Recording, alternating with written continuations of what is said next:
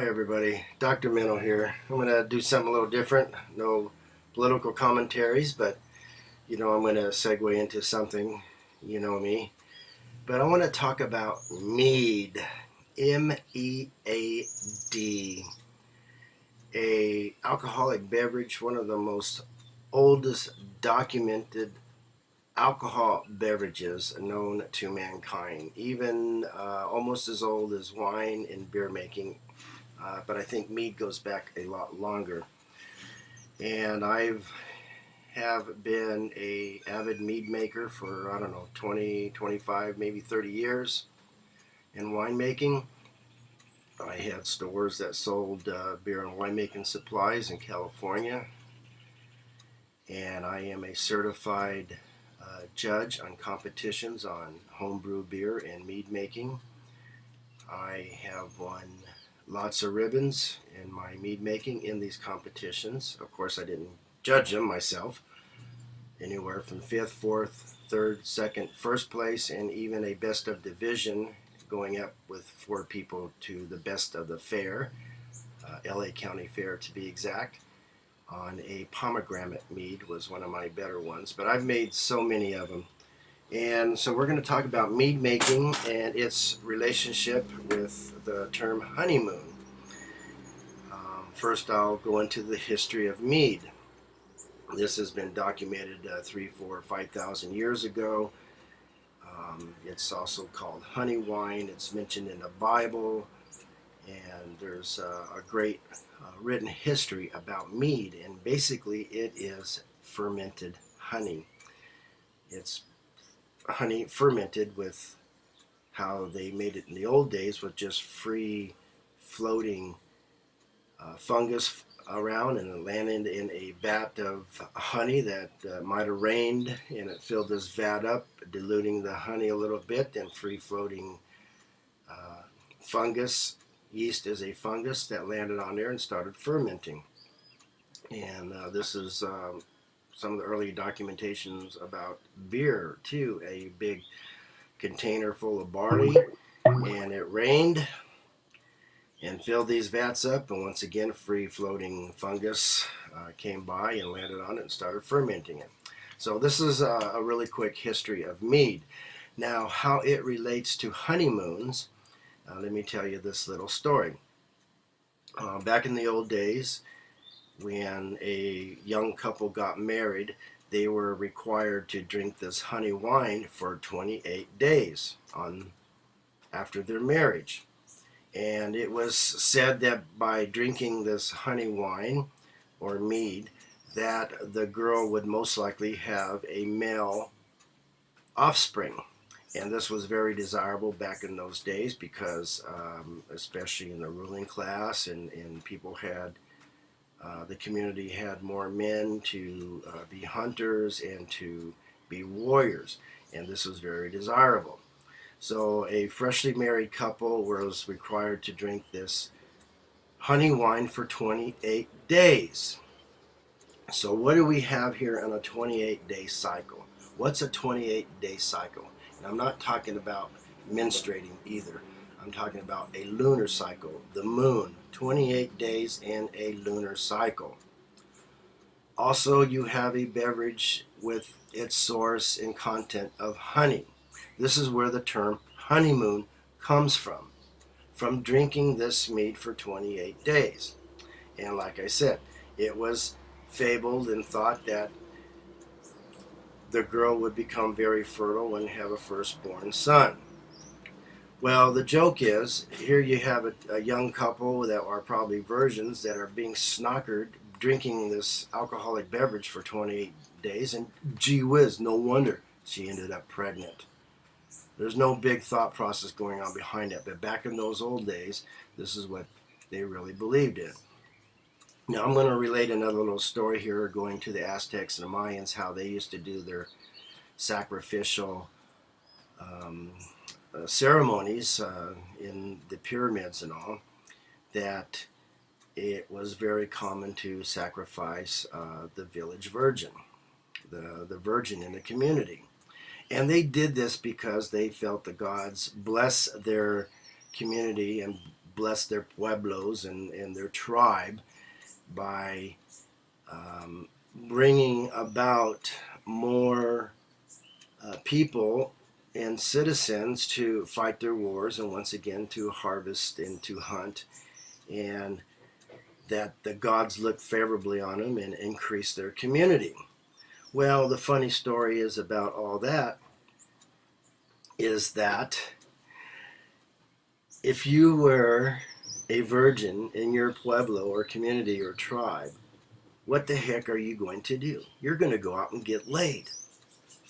You don't want to be a virgin. You're going to find a first guy and you're going to get laid so that you won't be pushed up in front of the crowd as a sacrificing virgin.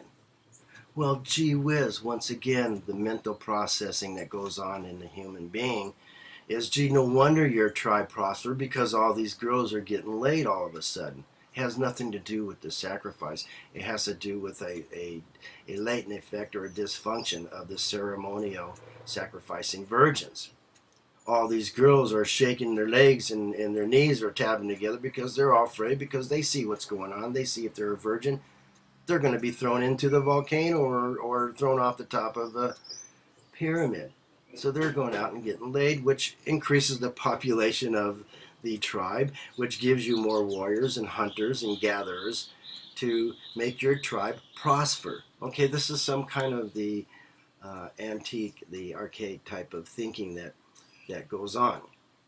Now I'm going to segue into today's society and how ignorant the thought processing is going on in the United States of America, how ignorant these sheeple are who you guys believe that your government is honest and not corrupt.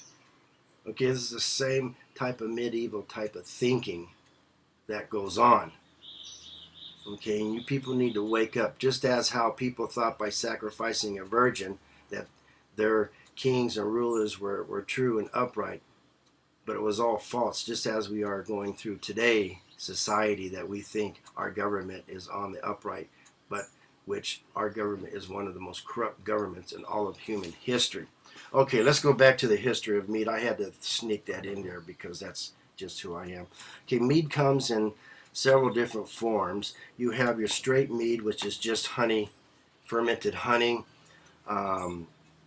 There's lots of ways of making. I'm not going into how to make mead. Maybe I'll do another video if people request it on actually how to make mead, but there's enough of them on there. What I didn't find is a good history of mead and the story about how mead and honeymoon, where the word honeymoon comes from, is by two young couples just being married, drinking honey wine for 28 days. Okay, this is basically how this came from. Now, there's several kind of meads. There's straight mead. It's just strictly honey. Now, if you were to mix fruits with this, it's called mellow mill. If you were, for instance, cherry, I mean, it's a great cherry mead. My pomegranate mead would be a fruit mead. Orange peel, orange spicing, anything like that. If you were to use spices like cinnamon, for example, it would be a methogen. If you were to use honey and barley mixed together to make a mead, it's called a braggot. Okay, these are various forms of mead. Okay, in honeys can be so differently and change the flavors of the mead because honeys absorb the pollens, the flavors of the pollens in the area that it happened to be made in. If it was hives in an orange grove, you'll have orange blossom honey, which has a scent of honey. If it was in a eucalyptus grove, then you'll get some type of those kind of off flavors in there. If it was in a basic chaparral type of environment, then there's flavors of sage. Sage honey comes from this particular area. So honey is a fascinating product. It doesn't spoil. It keeps almost forever. It doesn't mold. It doesn't spontaneous ferment like of all the other fruit type products. Fructose is one of the most excellent sugars that can be broken down by the body. So there's a little history on mead. I don't see anybody putting anything like this on YouTube yet. And if you are a Jeopardy fan, you'll notice that mead is always mentioned there several times, especially under the category of potent potables. And I just love Alex because he thinks he's cool when he knows all about mead too. Also, mead is very popular in Renaissance fairs and medieval times, and these people who dress up with the swords and shields and play weekend warriors is very popular in those.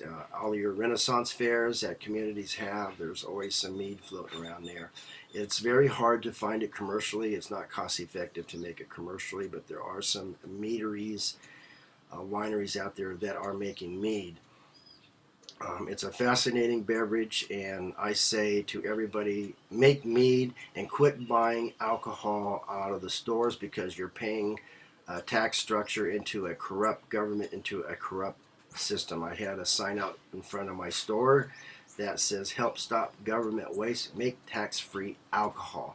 And that is my protest. That's my tax revolution. That is my Tea Party, per se, protest against corruption and the government. Anyway, I'm Dr. Meno. You can hear more of my crap on radiopacsur.com, RADIOPACSUR.com. I am Radio Pacifico Sur of Costa Rica, broadcasting live from Costa Rica, and subscribe to my YouTubes, because most of my thing is doing political commentaries about what's going on around the world.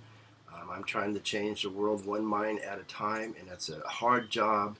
It's very difficult to do this when you are trying to convince the sheeple that they have gone off on the wrong path in society and in life, and your government is going to be taken over pretty soon. Your country is going to be taken over. So wake up, make mead, be alert, meditate every day, and have a good diet. Okay, goodbye for now, and happy meeting.